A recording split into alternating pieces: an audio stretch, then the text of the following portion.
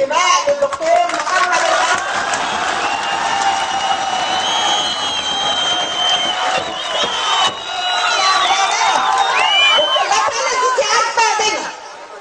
قتلهم في ثورة 25 يناير مع الحرس الجمهوري. الحرس الجمهوري هو اللي ضربنا يوم موقعة الجمل، وانا اشهد امام الله وامام التاريخ ان الحرس الجمهوري هو اللي قتلنا يوم موقعة الجمل، وهو اللي حرقنا، هو ومطلوبية الشرطة. النهارده بيقدموا الاخوان. على فكرة انا لست اخوانية ولا انتمي لاي تيار كان، سواء اسلامي او ليبرالي. انا مصرية مستقلة، اشهد ان لا اله الا الله.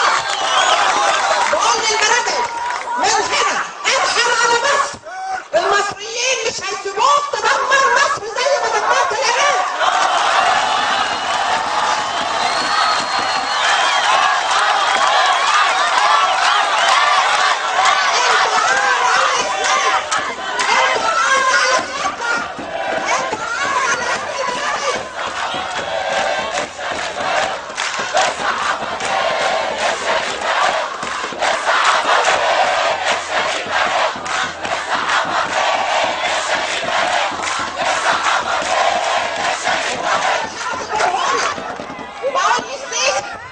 مش عشان بتدعوا ان في 4 طلعوا فوق السور دول 253 ودمروا